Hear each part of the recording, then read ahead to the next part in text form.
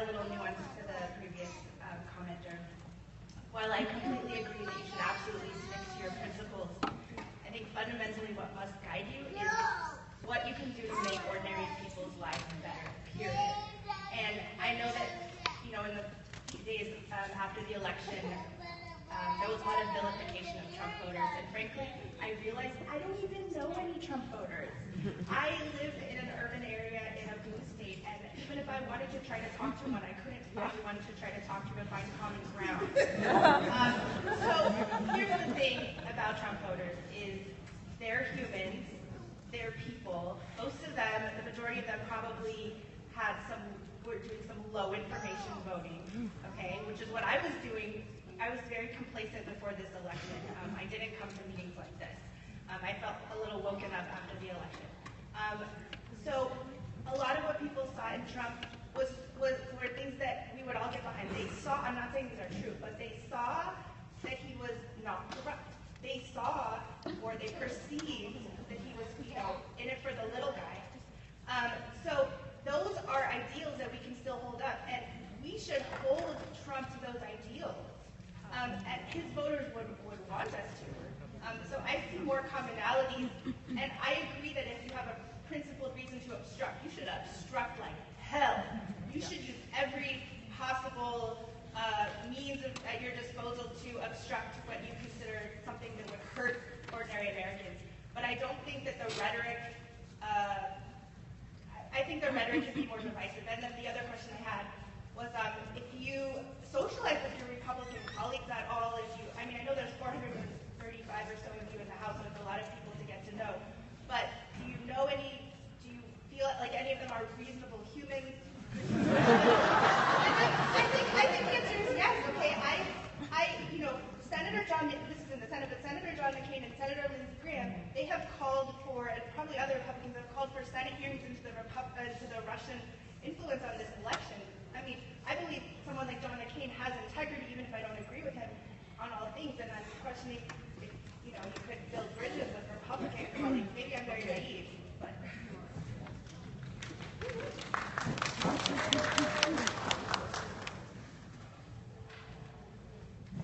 Hi, my name is Macy, and I'm a first grader at Clover Avenue Elementary around the corner. My question is, what can I as a kid do to grow into a good citizen?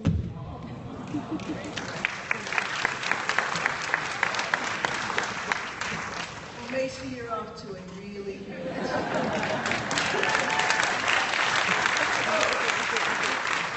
Thank you for asking. Matt? Hello. A lot of us are paying attention to Standing Rock. Electricity here comes from the Navajo Nation. People out there have been assaulted and assaulted and assaulted. Darts, grenades, bullets, freezing water. People have had their phones tapped. They've had their police have intercepted their phone messages and Facebook. I think international community said today there was 1 million people around the world were responding to the North Dakota police station because they were hacking people's phones. The Navajos are out there because whatever is going to happen on the Sioux Reservation is already happening on the Navajo Reservation. If they want to create jobs, clean up the asbestos, clean up the messes that oil companies have made. And I saw the congressman from Hawaii go out there, and I'm from the Civil Rights Movement, an old guy. We remember the times in Selma and in Birmingham, and that's happening in North Dakota today. And if you could go out there as a representative, I would appreciate it.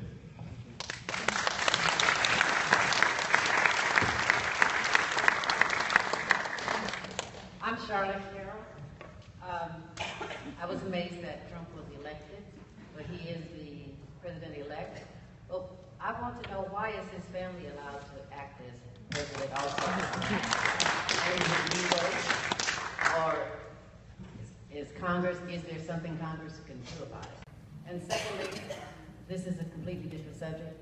I'll be in D.C. on the 30th, and I'd like a meeting with you as a representative of the National Federation. January 30th. And I'd like a meeting with you for the national representative, for the National Federation of the Blind. I've been to your office. I've attempted to see you January 15, January 16. I had an appointment with you, but the snow canceled it. So I'll be back this January.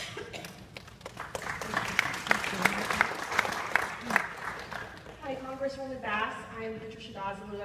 I'm an attorney and I live in Culver City. And I think that I'm also very concerned about the horror show of all of the administration appointments and the conflicts of interest. But I also think that there's some major issues with the Democratic Party that we need to resolve. I think that the problem is that the fact that we've just lost the working class, and it's not a class that I'm a part of, but I feel like we're all slowly going to end up a part of that party if we go with the current duopoly that we have today. And as much as I supported Secretary Clinton, as much as I believed in her, I think that there's just a major perception issue with the Democratic Party that we no longer represent the people of, the real people of the 99% of the United States of America. And I think that we need to seriously work on that and think about the fact that the people that I went to law school with that are now all running for Congress, they don't represent like real people. All the people that I went to law school with, I mean, I didn't understand what a sconce was when I went to law school, but I sure did after, and I think that's the fundamental problem with the Democratic Party. We're being run by people that don't really understand, who real people are anymore, and I understand that we're trying to work with all of, the new party leadership, but I just think that the party leadership needs to start representing, not just the 0.1% anymore. Thank you.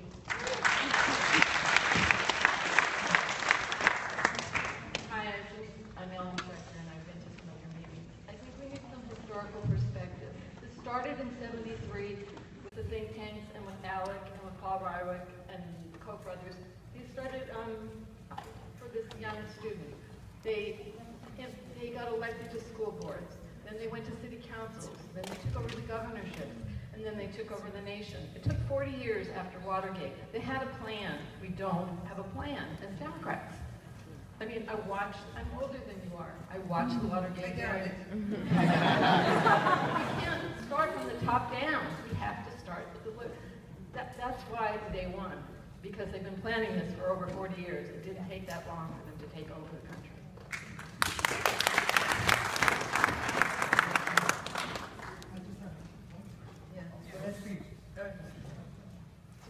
I'll repeat his question. I got many Muslim friends. I've been an activist since Dr. King was killed, I'm 60. Founding chairman of Chrysalis, an organization for the homeless. I've heard that Keith Ellison is the leading candidate to be the head of the DNC. My personal opinion that in today's political climate, that could be the single most foolish decision that the Democratic Party will make. I have heard this from many people.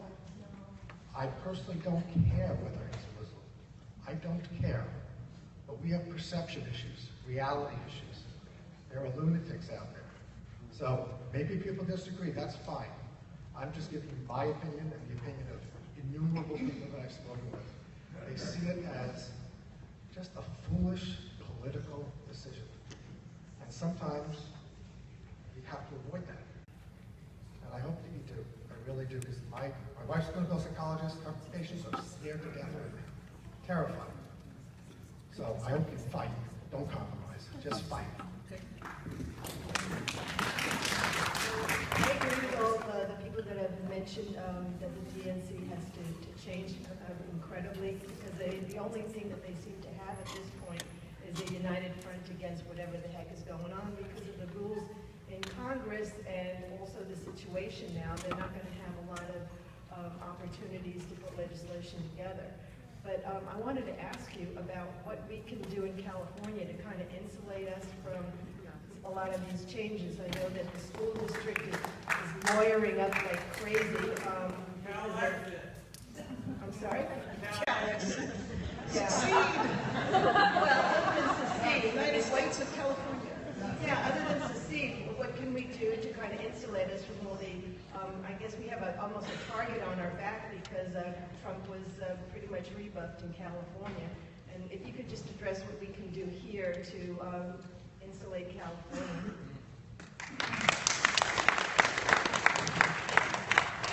Hi, Bess. Thank you for coming here today, and to all the new people here, I'm one of you. To all the people who have been coming for the... Sorry. Thanks for keeping these things going. We're in a public school, and I think that public schools as an institution are under attack in this country. I think that we need to have a constitutional amendment guaranteeing a right to education for all Americans, K to 12 plus. This needs to be written in the Constitution because if anybody loves the Constitution, it's those founding father lovers that are currently running our country. And if we put it as a constitutional amendment, I'd love to see them fight against the right to education. I think it's a worthy cause. I think that if we lose, we should keep fighting for it because, like you said, 40 years is a long time to wait. We have 40 more years to go. It should be written into the Constitution because this charter schools for all proposal, let's see if we have a meeting like this in 40 years if this was a charter school. I took 10, and I'm going to do this. So everybody that has their hand up, I will answer you. I will, but let me just go through these 10 real quick. I responded to you first. In terms of being out in the street, I definitely think we need to be out in the street. There's no question. I do have some concerns that there's a big march planned for the day after the inauguration, and that concerns me because the world's media is going to be there on the day of the inauguration, and so I'm concerned that if there's no response on that day, that, you know, the world needs to understand that we're not happy here.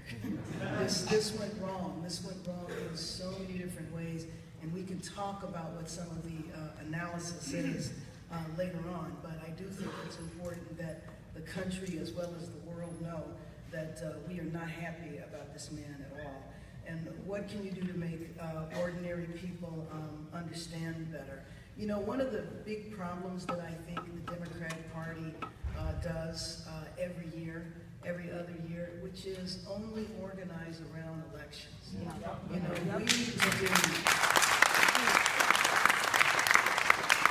we need to do voter registration, education, and engagement consistently. You can't, I mean, that's why every time, 2 years after the presidential, our vote drops and they win. And they planned this, just like the woman said back there. I'm quite well aware of the 40-year plan. And frankly, they took it from us. They took it from the civil rights and the anti-war movement, and they started doing grassroots organizing. And they started doing it back in the 70s and doing exactly what you described. And what has happened now is, after they did redistricting and gerrymandered the districts, then they realized that, demographics have shifted. So you can draw the lines, but if the population changes within those lines, then what did they move to next? Voter suppression. You know, you have that guy Bannon who said he really thinks that the only people that should be allowed to vote are people that own property. I mean, you know, this kind of stuff has come out of these people's mouths. And so, you know, we have to be engaged, and we need to be engaged consistently. I do think this is going to be one of the most corrupt administrations in the last 200 years. You know, I was, right before here, I did a short segment on MSNBC, and to prepare for that, I Googled robber baron. You know, I remember learning about robber barons in schools, and that's literally who he is populating it with. Because you look at some of these folks, I mean, you know, the guy, one of the guys for the Treasury and Commerce, I mean, their claim to fame is they became millionaires through reverse mortgages, foreclosures, which reverse mortgages are senior citizens. So by taking senior citizens' properties away, that's the way, you know, and so when Trump talks about when they know how to make deals, that's the kind of deals they know how to make. I mean, you know, who needs that? Or the guy that they're rumored about being Secretary of State. You know, this guy who is the CEO of ExxonMobil, do you know that he had a $500 million deal with Russia that he couldn't do because of sanctions. So it's obvious what is going on here. Trump becomes president and they remove the sanctions because most of the sanctions were done by executive order. Some of them are congressional. So he removes the sanctions, and so the reporter said, well, what about if he divests? I said, who cares if he divests? First of all, I don't believe he would, but who cares? He becomes Secretary of State for 4 years and then goes back and works for ExxonMobil. You know, I remember Halliburton, remember Cheney? I mean, you know, now we have like an entire cabinet filled with people like that. So Standing Rock, who asked me about Standing Rock, I don't know if I will go to North Dakota. I absolutely support the sovereignty of Native American nations, and I have historically, and I certainly support what is going on in Standing Rock. I'm worried about it though, because again, President Obama or the Army Corps of Engineers can cancel whatever they want, and then Trump comes in, you know, and reorders it again. So I don't know. My colleague Tulsi Gabbard went, and I saw that. I thought that was great. And you know, maybe a group of us will go, but know that I'm in full solidarity on the record in support of the Native Americans. Why is his family allowed? Well, you know, there's some questions about that. One of the things about Trump that he's pretty clear about, he says he thumbs his nose to the rules. I mean, he just says, I mean, frankly, it is against the law. After JFK and RFK, they did change the law. So, you know, Ivanka, who I really believe is going to be the first lady, Ivanka can't be, you know, a cabinet position or on a payroll. Well, why does she need to be on a payroll? They got $1 gazillion. Clearly, he's going to bring these his children into the White House. But if he doesn't bring them in on salary, it's not a whole lot that we can do about that. And then I should be there on January 30th, so if I am, I would be happy to meet with you. Just make sure that my staff know about that. You know what? I don't know that I believe that the Democratic Party has lost the working class. I think it's really important to look at the voter analysis. I mean, first of all, we know that Hillary Clinton won the majority of the population. 2.7 million votes were counted. And we should all pat ourselves on the back because the majority of those votes were from right here. And the Electoral College, just think about it. The Electoral College was invented because of slavery. You know that, right? It was the compromise with the South because in some of the states, the enslaved Africans outnumbered the white folks. And so they gave them, well, we'll count them, and we'll only count 3/5 of them. So it's like, why can't you guys ever get over slavery? Because it's still hanging over all of us. That's why we have the Electoral College. Which is crazy. Hillary Clinton lost by very few votes in 3 states. And those 3 states, and you know, again, at another point in time, because I've been through several very critical, in-depth analysis of the vote, a couple of things that's very important to know. There was not this big upsurge of uneducated white folks that voted for this man. In fact, if you look at the white vote, Romney got more white votes than Trump did. So, you know, and if you look at those 3 states, now, and we can go into whether or not the Russians hacked those 3 states and all of that, but she lost by a very, very small amount. Now, the campaign has responsibility too, because she didn't campaign hard in those states until the very, very end. She didn't go back to Wisconsin after the primary at all. So there's culpability, you know, everywhere. And I will tell you, what scared me to death was that rogue group of FBI agents. I mean, that harkened back to J. Edgar Hoover. I mean, except for we didn't know about J. Edgar Hoover. We didn't know the details of what he was doing until he died. But for there to be a rogue group of FBI agents in New York who, in an insubordinate fashion, investigate the foundation, even though they were told not to, and then start leaking the information, and you have Comey, the Republican, who comes out and says, well, maybe, and then a few days later goes, never mind, you know, right before the election. So there were multiple factors. So I definitely think Democrats have a job to do. If you look at the map is really kind of scandalous, because if you look at where the majority of the Democratic Congress members come from, it's like, I mean, it's not just a few states in the middle, it's all the states in the middle.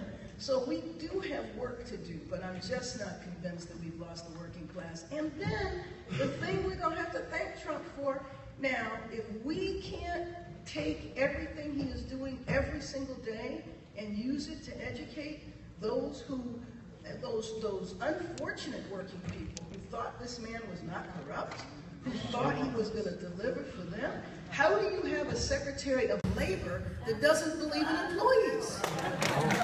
He said that. He wants machines to build our hamburgers. He said employees are bothersome. Except, so yeah, I know, but it's our job though to find those voters. I mean, if you can't persuade the ones that believe in this man because we're a celebrity culture, there's other voters coming along and other voters, you know, that we can get. In terms of the historical perspective, I already addressed this. Keith Ellison, you know, the big thing around Keith was whether or not Keith was willing to leave Congress, and he has said he is. There is an absolute organized attack against Keith because he is a Muslim.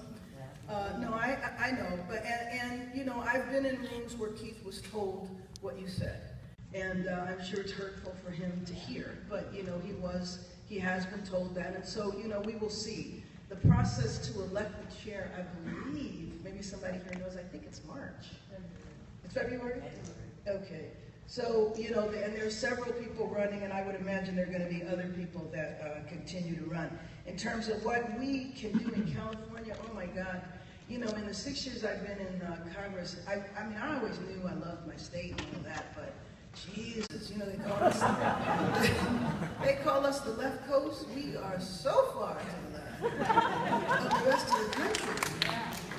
So the good news for us here is that, you know, our legislature, on the day that they reconvened, you know, the speaker got up and gave a speech that pretty much said everything you did in terms of he wants to make sure that California is insulated, you know, whether we're talking about immigration, education, etc. At the end of the day, federal law does preempt state law.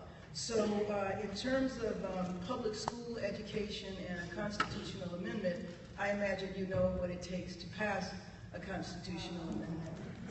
So, who does he appoint as the Secretary of Education? Somebody who does not believe in education. I mean, does not believe in public education.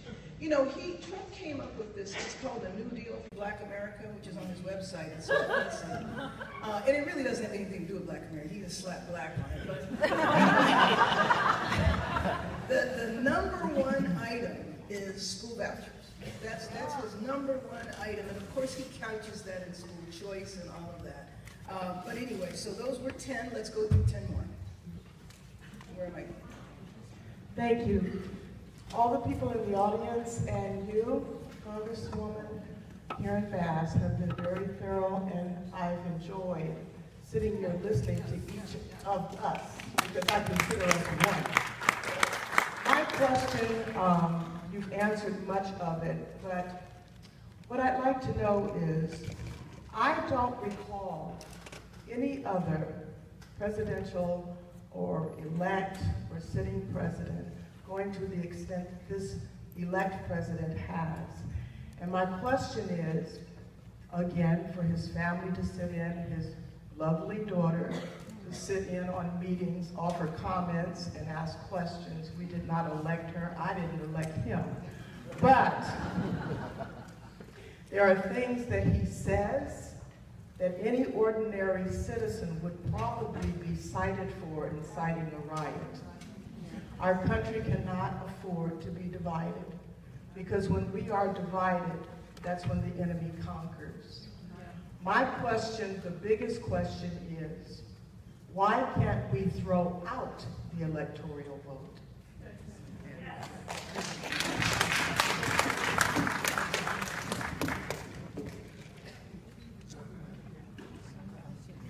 Hi, my name is Roberta Schiller. I live nearby, and I want to thank you for coming out to Palms to meet with us today. And I'm really excited about the number of people who came out today. My question is really, what can we do as individuals over the next 2 years to try to turn Congress blue at the next election? And personally, I donated small amounts of money to campaigns all over the country, hoping to turn some of those blue, and really all I got were more requests for more money. I never got any updates about what they were doing with my money except writing for more money. And if you could suggest, because as happy as I am to live in a blue state, it's frustrating when you feel like there's nothing more that you could do to turn the rest of the country blue. And my last comment is Cory Booker for 2020.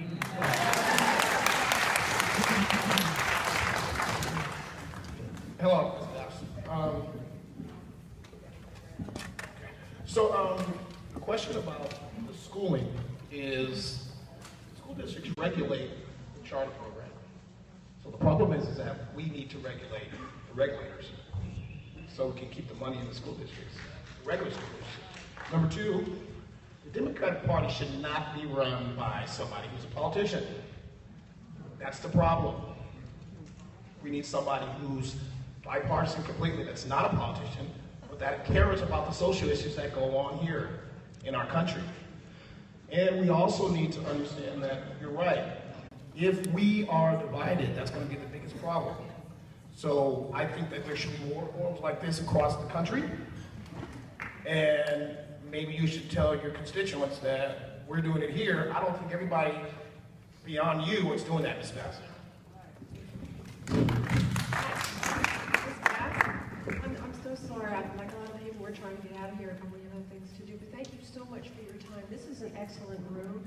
I've actually never attended one of these. I'm glad I came today. I have 4 issues that may actually overlap what other people are thinking of. You said it just inadvertently. Federal law trumps state law. Now, we're looking at cabinet appointees who are devastatingly dangerous to this country. These are nationwide appointees. So what we have is we have changes, graphic changes in the EPA laws that are going to impact California, probably primarily more than anything else. We've got land to be developed. We have Dow Chemical and ExxonMobil involved. Mr. Pruitt, frankly, scares the daylights out of me. He wants to overturn the EPA and the Endangered Species Act. That means at some point it might be legal to shoot a bald eagle. That's a minor point considering the other damage that can be done. More importantly, sanctuary city status. Trump has mentioned he is going to go after every sanctuary city and cause federal punishment to those who interfere with immigration and deporting of people. I'm not sure how that San Diego doesn't get affected, but we do. He's saying basically that sanctuary cities are changing the detainee status to allow illegal immigrants in. So that's number 2. Number 3, exploitative development of the state. We have a lot of resources here that can be absolutely destroyed by a weak EPA and basically the feds pushing an agenda on the states. We have an appointee, a woman who is appointed to work with the United Nations who has no international affairs experience. Now, I don't think we can complain about Mr. Trump anymore. What we need to do is find out ways to strengthen the situation so that we can overturn or confront or stop some of the changes that we have. Lastly, we're losing this boxer, but we have Kamala Harris coming in. Issue. We have women, strong women. We have big shoes to fill in Washington. I, for one, would love to see you help organize people to fill those shoes and to make sure that we're headed in the right direction. Thank you very much for your time. That's 4 or 5 issues. I don't have anything else.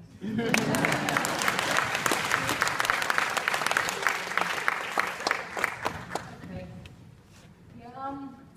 I and a lot of people I know are concerned about Social Security, SSI, and being able to have a check and being able to have be able to exist and live.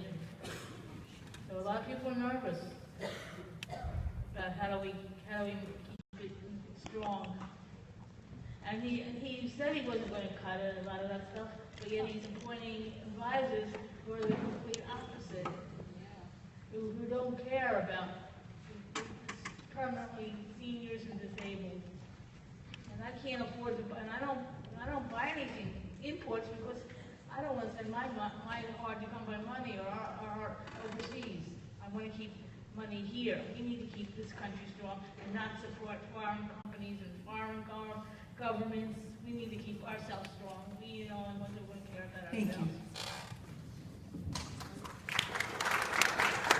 Thank you so much for your time and for being here. I'm a former student at Palms Middle School. I graduated from here and I'm back.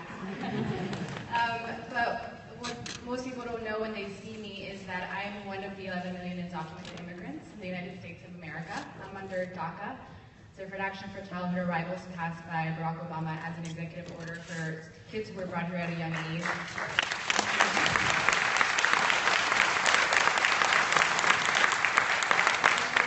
Like this election, there was such a divide and such a misconception that really broke my heart and crushed my soul, because the reason people don't know our real authentic stories is because there's such a fear to come out by people like myself.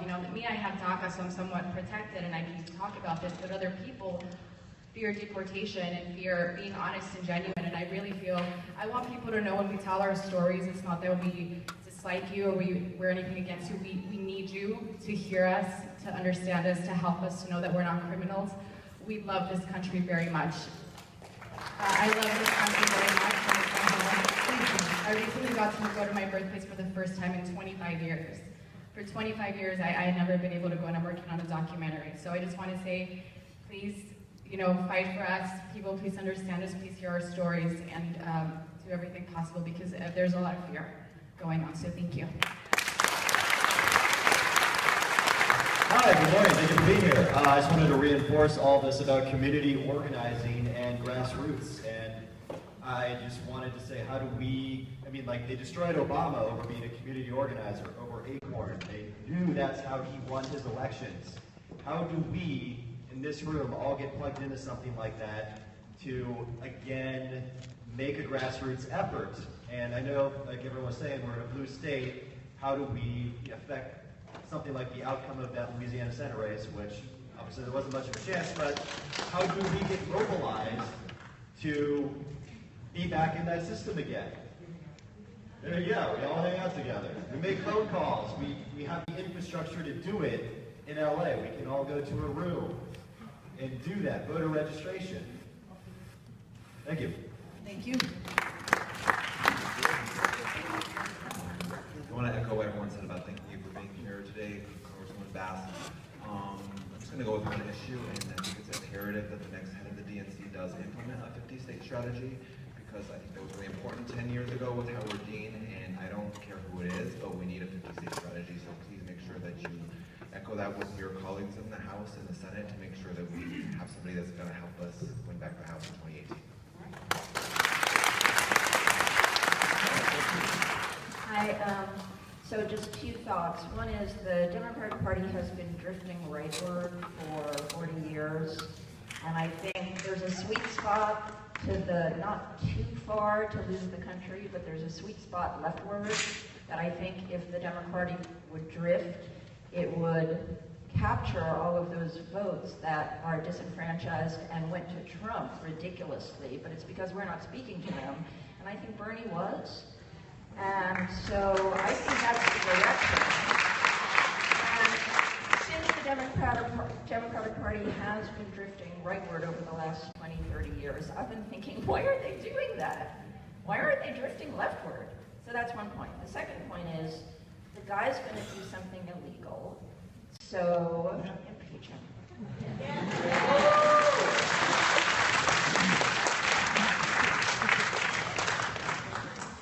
Hi, my name is Shailesh. I'm a recent legal immigrant to the US, and I did my studies here, did my graduation, post-graduation here, I bought a home here, as well as I work. The word immigration, immigrant, used to mean something in the US, and that's what I guess attracted a lot of people in this room to the US in the first place. But in the past few months, there has been a lot of anxiety. This word has become too emotional and is being associated with a lot of negativity rather than the positive contribution, which is what made US a land of immigrants. So I just want to say that there is a lot of anxiety in the immigrant community. I'm talking about maybe legal immigrant community too. I know that you have been very helpful in various initiatives like HR 213, where you have put efforts to fix the legal immigration queue. There's another thing that I wanted to point out to a few people who are asking how they can help us or how they can help in general. We have been finding that when it comes to advocating legal immigration issues, we get very less support overall from any local community. So that would be one point where we could really help get some advice and help from everyone in this town hall. And we really appreciate whatever bills you have support and hope that you continue to support the site. That was 10. Why don't you give me a couple of minutes? So why can't we throw out the Electoral College? Just know to throw out the Electoral College would take a constitutional amendment. And when you're talking about a constitutional amendment, you're talking about something that has to be ratified by most of the states. And we could probably get rid of it in a year that Democrats won. But I think it would be really hard to get rid of it in a time when Democrats didn't win. What can we do over the next 2 years, and then also how can we get plugged into something, into community organizing? One, I will go back to the voter registration, education, and engagement. And although we are a very blue state, we do have red areas, and we have a red area that's right by here, in the northern LA County and Ventura County. There are seats in the central California. So there are areas here. I mean, we're blue by the coast. We're blue in the major population centers. But if you look at the center of the state, we always have competitive seats there. And if you look at the demographics in those areas, the demographics are overwhelmingly Latino. So this is, an official meeting. I have to be careful in terms of how far I go into this, but you can imagine and fill in what I'm saying, and know that when we are in campaign season, I'm happy to make sure that people get that information. But there is work to be done in California. Our state legislature now in both houses is supermajority. We have a Democratic governor. I don't even think Republicans didn't even bother competing for the Senate seat. So in terms of our state legislature, I think we're in a very good spot, but not so much in terms of, the congressional is good, but there are still more that could be done here. And you know what, I'm sorry that you just keep getting those fundraising emails. You almost don't even want to contribute, because when you do contribute, you're going to just keep getting hit. And I'm hoping that, at some point something can be done about that. The idea that the Democratic Party shouldn't be run by a politician, okay. I don't go one way or another about that. Sanctuary Cities, Endangered Species Act, you better believe it. The guy that is being put in charge of the EPA is from Oklahoma. For those folks that are worried about fracking, Oklahoma, a state that never had earthquakes before, now has multiple earthquakes every day. And everybody knows it's because of fracking, and his claim to fame is suing the EPA. Now, what I'm really worried about is that, aside from that, is that they now look like they're getting ready to go on a witch hunt with the staff, the career staff, because they're looking in to see who promotes climate change. He's clearly appointing heads of agencies to go in and destroy the agencies. Oh, by the way, on the sanctuary city count, Los Angeles is not a sanctuary city, according to our mayor. He told me that LA never decided to be a sanctuary city, but does essentially cooperate along those same policies, which means that LAPD is not supposed to get involved in questioning people around their immigration status. Social Security is in danger. There is no Social Security, Medicaid, Medicare, Obamacare, all of that is in danger. Now, I will tell you that when President Bush 43, was feeling himself after he got reelected, he went out and said he wanted to privatize Social Security, and he went way down in the polls. So I think it's really important for people to really put the alarm out. When you put all these Wall Street people in cabinet positions, they want the Social Security dollars so they can gamble with them and put them on, on the market. And so I think we need to be very, very, very strong about that. I absolutely agree with the 50-state strategy. The Democratic Party drifting rightward is kind of funny that you say that because the common belief is the exact opposite. And that's the belief because when you look at where we are located, so when I was talking about the internal conflicts in the Democratic Party that I'm experiencing in my caucus, it's because people feel that we've gone too far to the left, especially on energy-related issues. Impeach him? Let me tell you something. Think about that. I'm more concerned about Pence.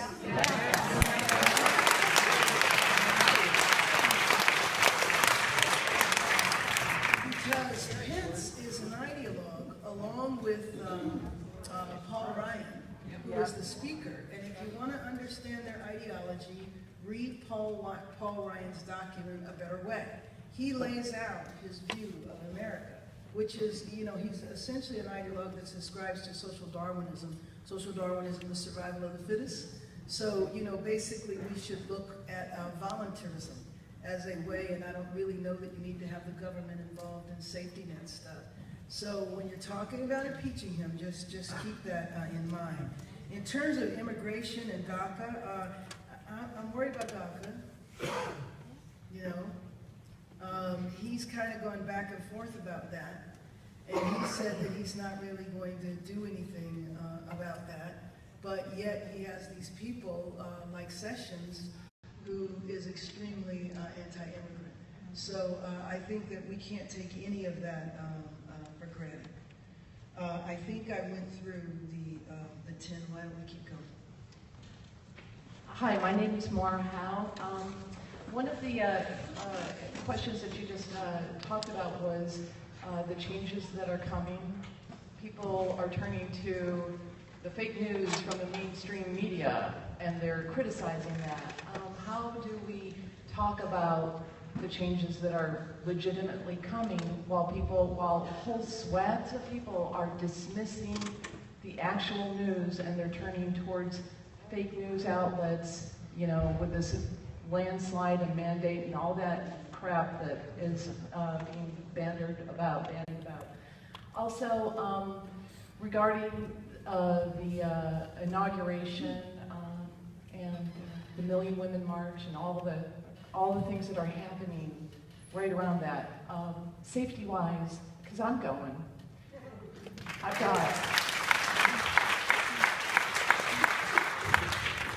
I've convinced people to go, like young people to go, and now people are talking about, and I don't know if this is a fake thing, about the security. And when you have people showing up for Pizzagate and crap like that, I'm worried. Stand strong. Hi, my name is Ruth Lane. Thank you for coming here today. And I just wanted to echo the call for you to resist. I don't want any of Trump's vision for America here, and I hope that you will take a strong stand against him. I also wanted to say that I do support Keith Ellison for DNC, and I reject the idea that as a Muslim man we must pander to that fear. But I also wanted to ask you, I've been pleased with your leadership and with Barbara Boxer's and Senator-elect Harris, but I think Feinstein has to go, and I hope that we will find a true progressive in that seat in 2 years.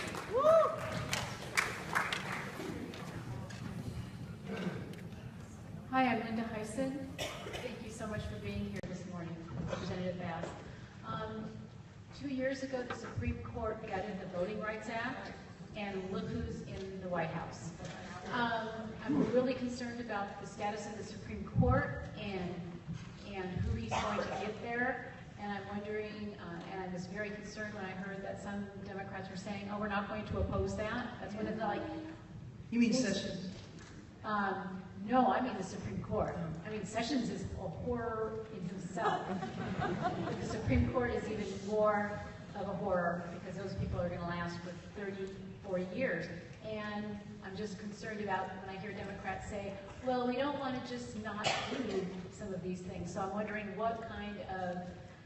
how the Democrats can stop that apocalypse.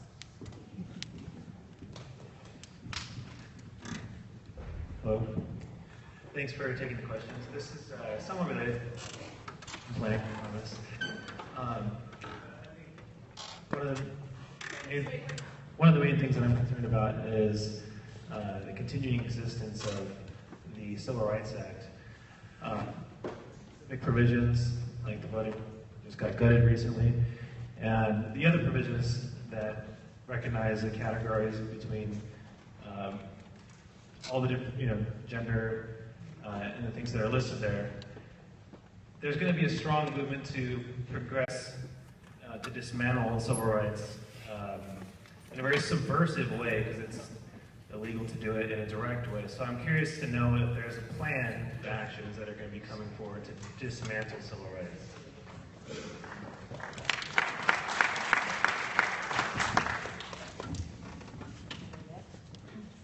Okay, I can't say it. I can't thank you enough, Congressman Bass. We just more than appreciate that you can do this. It gives us all sorts of chance to perhaps keep our sanity.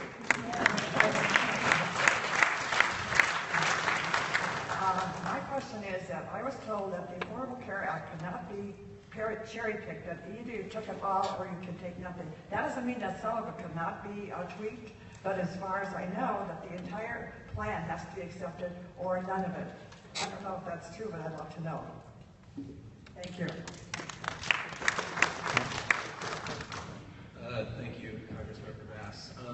As you're a member of the House Foreign Affairs Committee, what would you do to investigate the Russian ties to our election? Because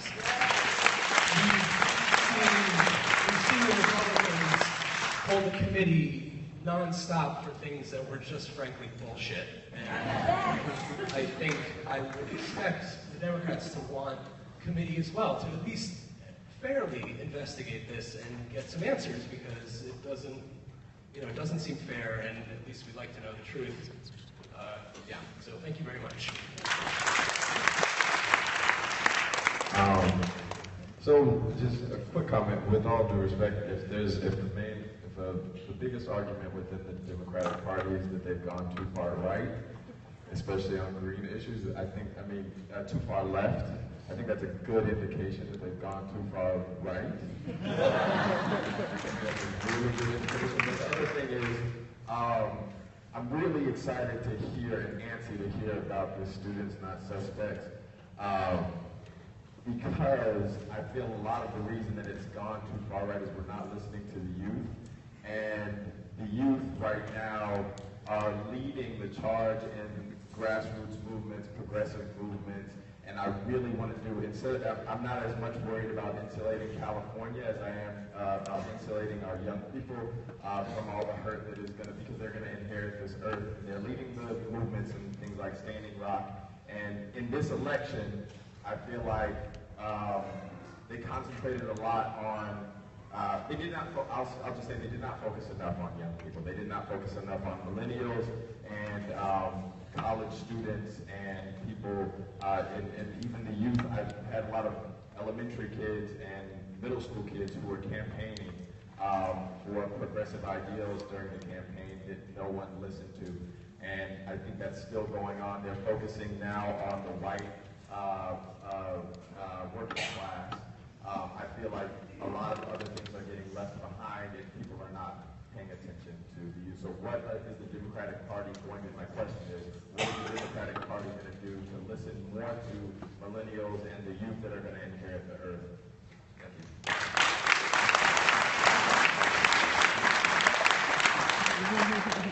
Hi, Congresswoman. My name is Sarah. I live here in the Palms, and I work at Planned Parenthood.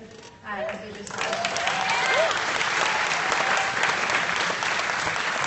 want to say quickly thank you, because you've been a champion for us and our patients for so long, and I always count on you. So I didn't know if you had anything that you wanted to say about, funding Planned Parenthood is a very easy thing for them to do in the first day or week. That will be rubber stamped by the president-elect.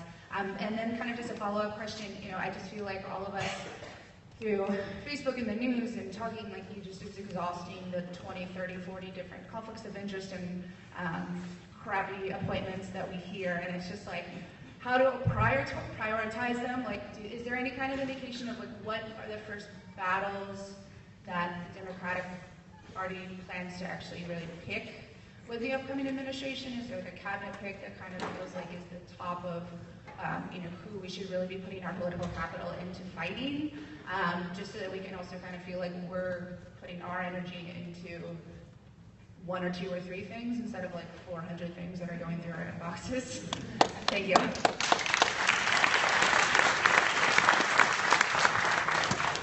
Hi, my name is Bettina Sherrick, and I want to thank you so much for doing this. This is the first time I've ever shown up at one of your meetings, and I will come back full time.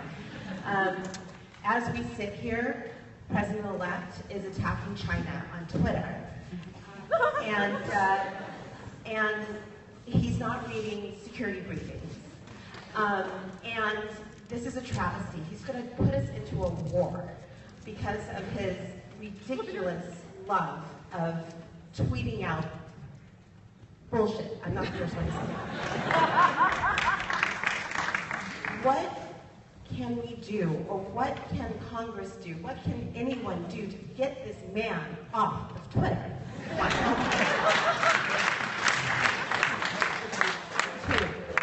I'm really glad you talked about the red that surrounds us.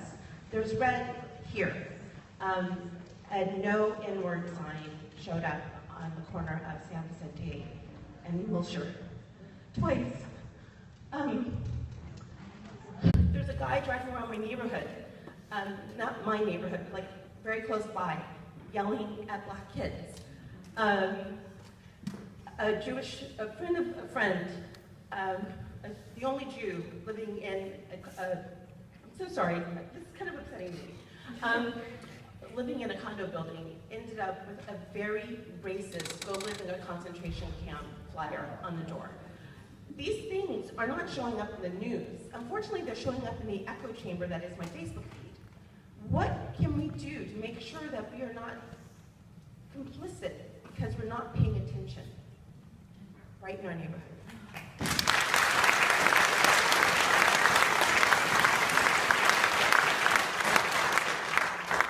Hi, Congresswoman. My name's Elizabeth. I live right across the street. Thank you for coming again. I work in education. I want to reiterate my concern about Trump's pick for the Secretary of Education, and I think the outcome of this election shows how important education is and will continue to be. We're not going to have informed voters if we don't have educated children who become educated adults. And I also want to talk about the Higher Education Act and the upcoming reauthorization. I'm concerned about Pell Grants for low-income students. I'm concerned that those are going to be threatened under this new administration, and I'm also concerned about for-profit higher education institutions, such as Trump University, and that those regulations are going to become either a lot less stringent or non-existent, and those do not produce good outcomes for students. Okay, that was 10. Let me go through them. Yeah, this whole fake news thing is crazy, huh? I mean, and it just shows how dangerous it is with that guy that went and, fired shots at the pizza, at the pizza place. So I really think that's a concern, and I'm not sure where we go with that, and because how you distinguish it. We also have, like, as soon as the 6 o'clock, the 6:30 news is over on the major networks, then you have, like, that access TV, and people treat that, and they run it like it's a broadcast, so we know what Kim Kardashian did, in a given afternoon. So to me, it's like a continuum. In terms of the Million Women March and safety, I do think it's something that you have to be concerned about. However, I do think there'll be a lot of security because they're not going to want, that's outside of Trump. That's the National Mall, the police. And so I think that would be safe. I really do need, and having said that, you have to be careful. To what the woman was just saying a few minutes ago, you do have all of these people that are emboldened now. I mean, I'm sure you saw the videotape of the guy on the airplane who was screaming, and I think it was Rachel Maddow or one of the MSNBC shows. They ran through a whole litany. Oh, it was A.M. Joy. Ran through a whole litany of these actions of people who have been emboldened. There were a couple on the other side. There were a couple of anti-Trump people, but they're primarily Trump people that have been very, openly racist, openly hostile, anti-Semitic and all. And I worry that because of the way Trump conducted his campaign, that it's pretty much said, I mean, if you want to be misogynistic, you want to be racist, anti-Semitic, Islamophobic, just go for it, anti-immigrant. And I think that we're going to have to use that negativity and channel that negativity into resistance and fight that and use it to our advantage.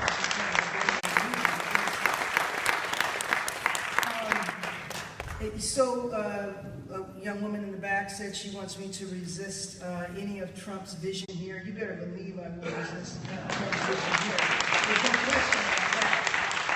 The question I raise, however, is that, and a woman asked earlier about Republicans. I do actually work very well with Republicans. My #1 partner in child welfare was not just a Trump surrogate, he's on the transition team. And so what happens when they control all branches of the government, they will move legislation. Now, it might not be legislation that I support 100%, but the dilemma I'm going to face is if I can get some good amendments through that actually help our folks, I'm going to do that. And that's where we're different than the Republicans, who really were so resistant to Obama, they didn't care who they hurt. I mean, even their own constituents. I remember at one point, there was some natural disaster in Virginia. I don't know if it was a hurricane or a flood or something. They didn't want to vote for aid to their own district because what they wanted to do was they said they won't vote for disaster aid unless they could cut something. And so, they were willing to do things. I think that's one of the things that kind of distinguishes us. The Voting Rights Act and members of Congress saying how some of the Supreme Court nominees can be stopped. The Supreme Court nominees can be stopped, hopefully, in the Senate. But there were a lot of us who wanted to see Reid change the rules when you were in charge of the Senate, and he did change those rules. And so it enables them to pass most confirmations on a majority vote. So when we were thinking about changing the rules, we were being very short-sighted, and we weren't thinking about what happens when the tables are switched. And so essentially, for some of the confirmations to be stopped, Republicans would have to vote no. So that most of them, not all, but most of them cannot be stopped just on with Democrat opposition. The Civil Rights Act and surveillance on part of activists.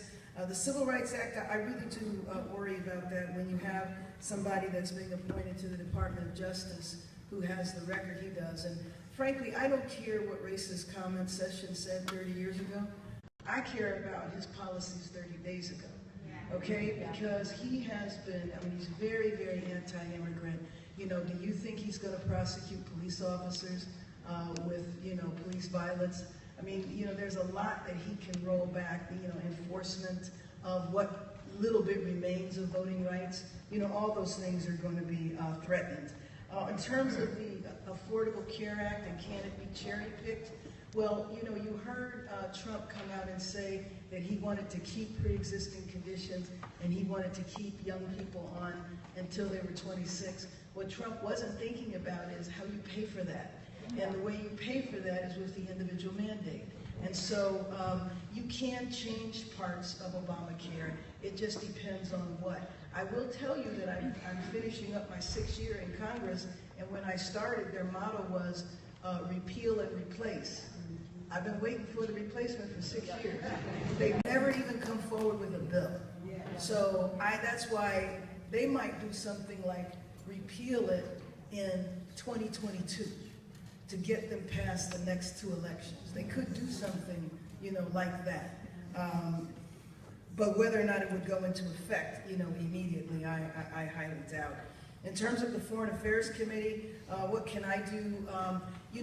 2 members of Congress, Democrats, Representative Cummings and Eric Swalwell, have proposed legislation that calls for a commission to investigate Russia's involvement. On the Foreign Affairs Committee, Ed Royce, who's a Republican from Orange County, and one of the ones that I work with very well, he could want to have investigations till he's blue in the face, but it's a question as to whether leadership would allow him to do that. And I don't think that they're going to be investigating this election. So I think it's something that we need to consistently demand and expose and educate people about. Because, you know, in this time period, if we don't do that, what happens when you have a situation like we've been through? People go into despair, and then the councilman and I served together in Sacramento for 4 years, I believe, before you left and because of term limits and came here and now represents the area here. So without any further ado, Councilman Craig.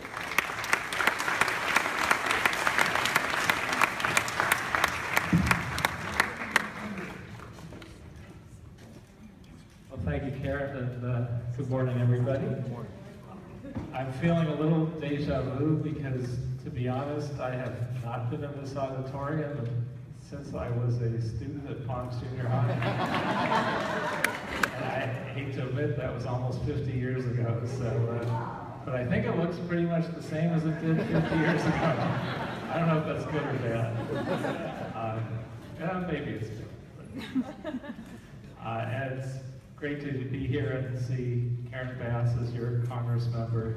I got to serve with her in the legislature, and she became Speaker of the legislature while I was there, and in a very different way. Usually people are very ambitious and they scratch and claw and do backbiting deals to try to become Speaker.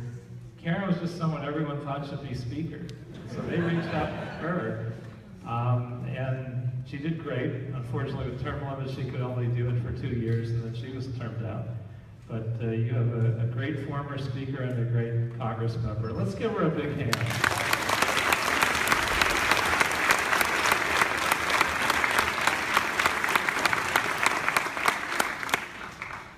Now, I know members of Congress get asked a lot more political questions, and this is certainly a political climate. Council members, our issues are often more local. And the most local of them is the one I've gotten asked by the most, certainly I'm sure in this crowd, which is, what about the alley behind the post office? We've been trying to get that fixed. Honestly, I was hoping that Karen could get it fixed, but you can't really earmark the money as we had hoped, and certainly if you couldn't do it during this administration, a couple months from now, I don't think we're going to be getting a lot of love from the Trump administration. So I'm pleased to say that we have been fighting on this for a while, but we have gotten a commitment now from City Hall, and within the next 2 or 3 months, that alley should be repaved finally.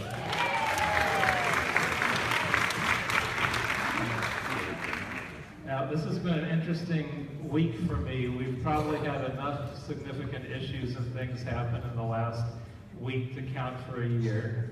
One thing is we passed our waste hauling franchise for multifamily units and commercial, which will allow us to do a number of things, and it took us 6 years to get here.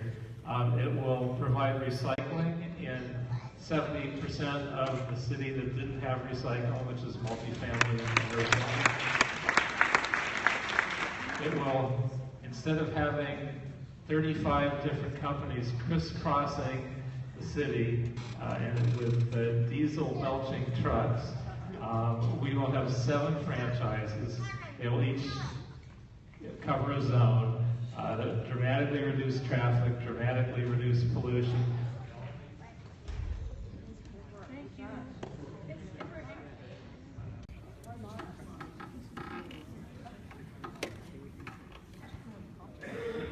So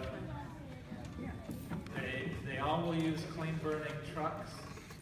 This is a rough and tumble industry that has not always treated its workers well. They all need to now adhere to strong worker safety standards. So in many, many ways, this is a great achievement that was just done this week. So that was really exciting.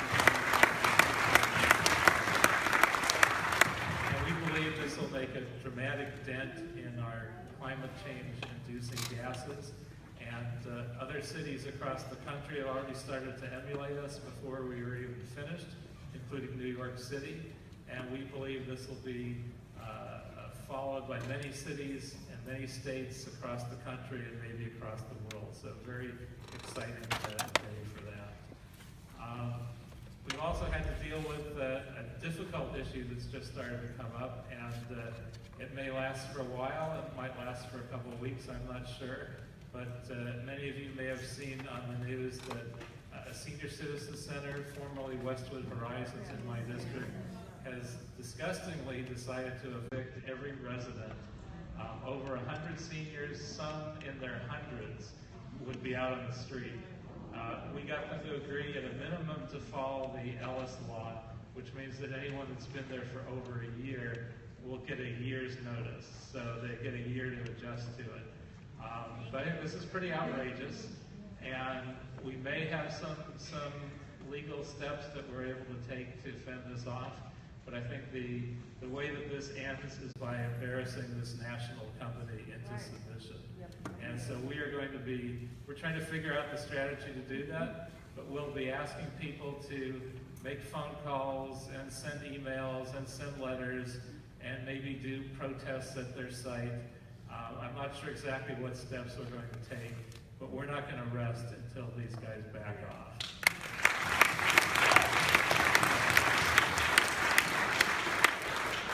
The previous company also wanted to renovate the same facility, which could honestly use it.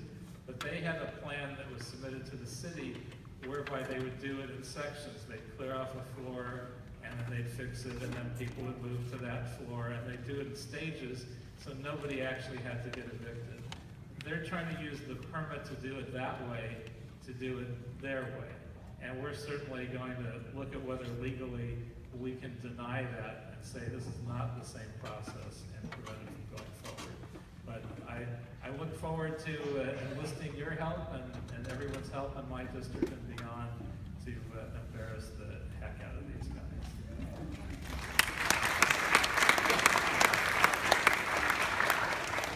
We also, after a number of years working on this, passed an effort that I've been leading to, and it's not finalized, but it's moved in the right direction, to greatly reduce the amount of mansionization that's taking place in the city.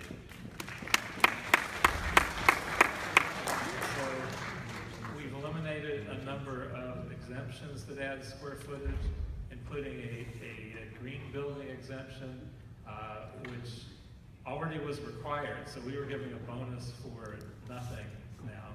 We eliminated a number of exemptions. We reduced the amount of square footage that you could build based on the size of your lot.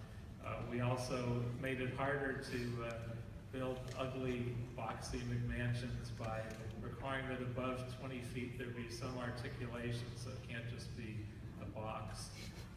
There was, at the Planning and Land Use Committee, an effort to weaken it, and a weakened, larger square footage proposal was presented. We were able in council to dial that back, so it's back to the original compromise that the Planning Commission offered us, and there's some steps we can take to make it even more dramatically helpful, and I'm cautiously optimistic those will happen.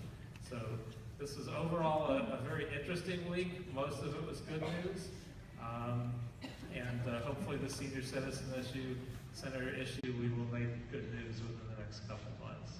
So an interesting time, and I appreciate the support that I've gotten on these things from this community and others.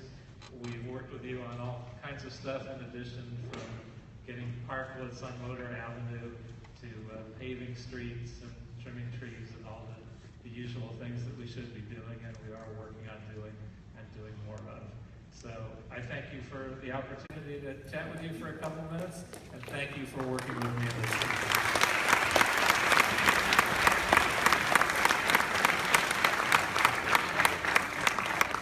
Give another round of applause.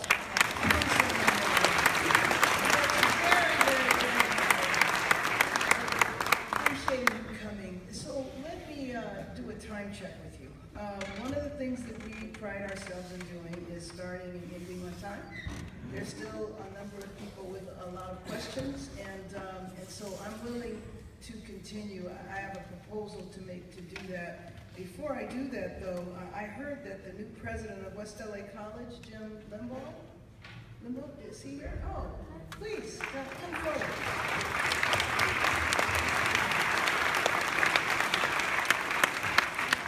We want to welcome you and congratulate you. West LA is one of the prize jewels of our area here.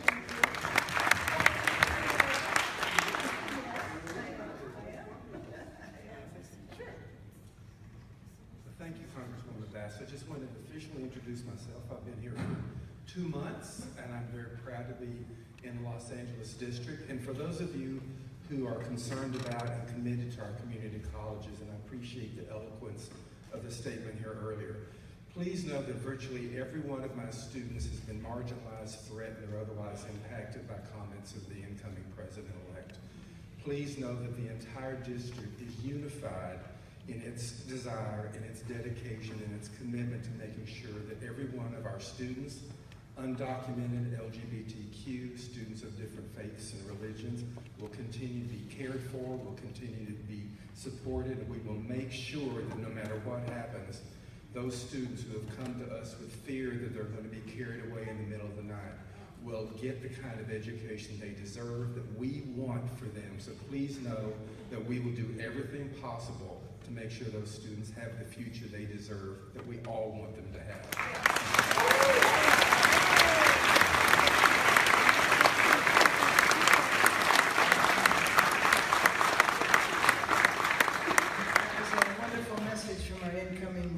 President. So here's my proposal. I propose to take the 10 questions, to answer those questions, and then we can break, we can adjourn, and those people that want to continue asking questions can stay. Does that sound okay? And are we time limited here? Okay. I mean, everybody's welcome to stay, but I know sometimes people are like, look, you know, they want to leave and they are embarrassed, don't want to get up. So anyway, let me just go through these questions and then we'll take it from there. You thanked me for pragmatic governance. I appreciate that. I will continue to do that because if there's opportunities to slip stuff in, I will do it. But you won't see me cheering this guy, okay? And so I have to go back to my colleague that I told you, my #1 colleague in child welfare, who told me that, you know, Trump is open to child welfare issues, and I have to figure out how to navigate that one. Because I can't just say no if there's an opportunity to get something done for our folks. On the other hand, I don't want to get played either. And so he puts Ben Carson in charge of HUD, who says, after running for president, well, I'm really not qualified to run a federal agency.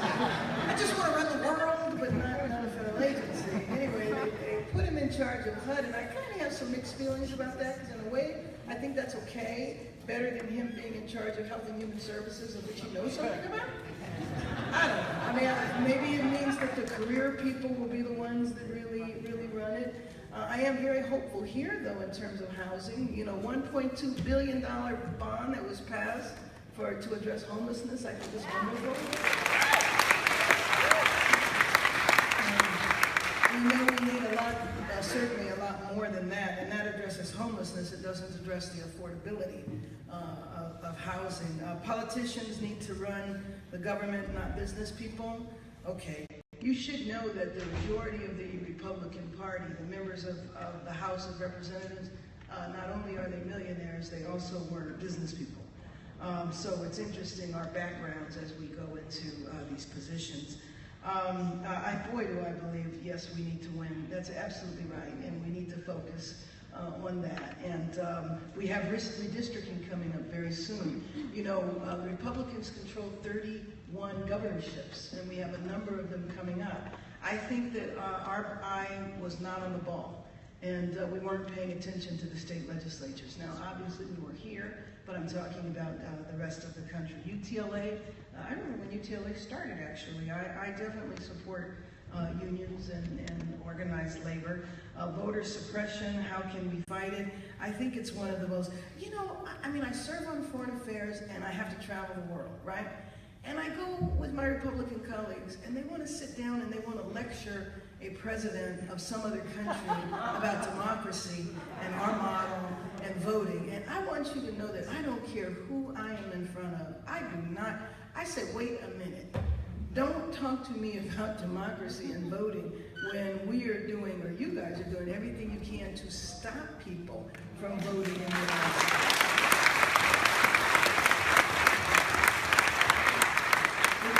It is absolutely shameful.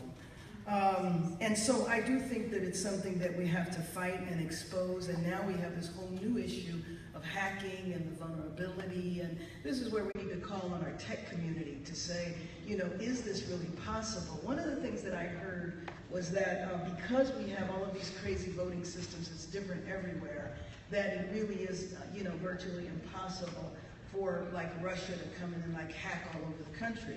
But now what they're saying is maybe it was just targeting, you know, a couple of states.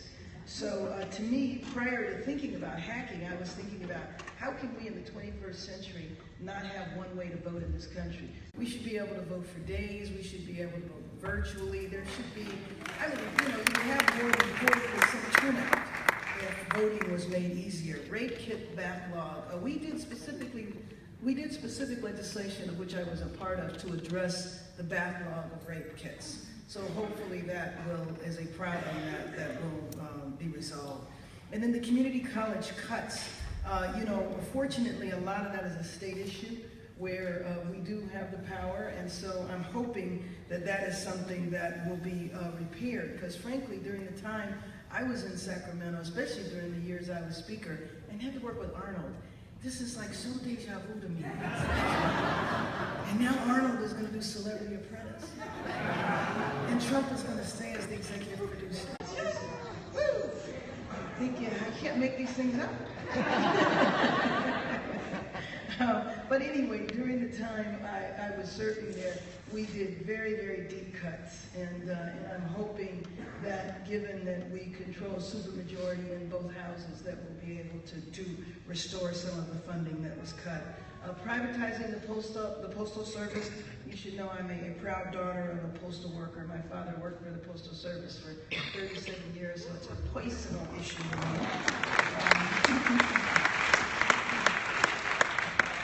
They've talked about privatizing it a lot, but you know what? They're never able to. And the reason why is because the Postal Service is so important to rural Republican districts.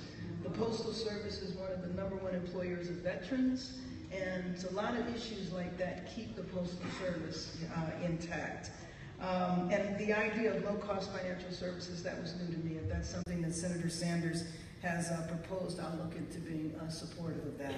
I'm glad you talked about the Palms Neighborhood Council and ways for people to get involved. I think that's great, and I hope people do become involved. And, you know, I'll continue to fight around net neutrality because, of course, that's going to be a concern in the incoming caucus.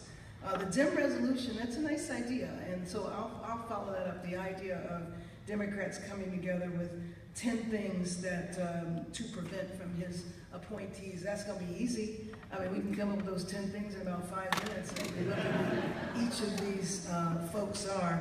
You know, it's incredible how he railed against Goldman Sachs, and you know, and look who he's railed against the swamp, and he is establishing a complete swamp in his cabinet. And so I'm just hoping, and I'm wondering how some of those Trump voters are feeling now. You know, I think they're probably going to be in denial for a while, but when the hammer falls on them, it's going to be so sad because so many of those people put so much into him winning, only for him to do 150% the opposite of everything he said he was going to do. So at this point in time, it is now 12 o'clock. How many people still have questions? Wow. Well, I guess that means I should just keep going. And anybody that should not feel embarrassed if they want to get up and leave at this point, we'll wait a few minutes and then we'll be